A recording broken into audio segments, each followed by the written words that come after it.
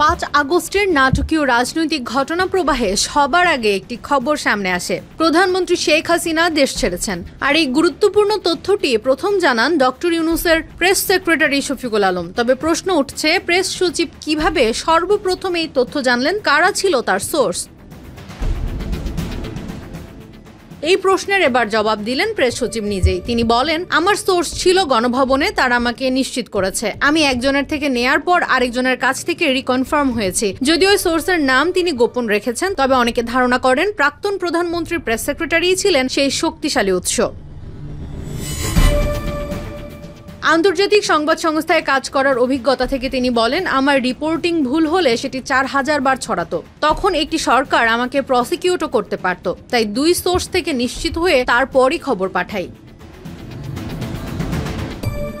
শফিকুল আলমের পাঠানো তথ্যের ভিত্তিতে এএফপি সংবাদ প্রকাশ করলে দ্রুতই দেশের বিভিন্ন টিভি ও পত্রিকা তা ছড়িয়ে দেয়। এই খবর ছড়িয়ে পড়ার পরই সেনাপ্রধানের ঘোষণার কথা আসে সামনে। তখন তিনি নিশ্চিত হন ইটস ওভার।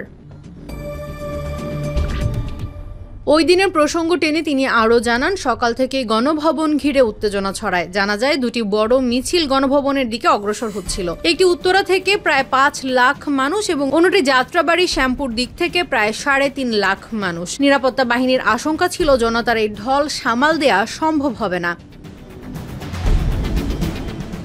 তখন শেখ হাসিনাকে বলা হয়, আপনি না গেলে আমরা সবাই মারা যাব। এসএসএফ ও সামরিক কর্মকর্তাদের চাপে তিনি গণভবন ত্যাগে বাধ্য হন। প্রথমে কুর্মিটোলা এয়ারবেস দিয়ে ঢাকা ছাড়ার পরিকল্পনা থাকলেও নিরাপত্তার কারণে সিদ্ধান্ত বদলে তেজগাঁও পুরনো বিমানবন্দর থেকে হেলিকপ্টারে আগরতলা হয়ে ভারতে যাওয়া হয়।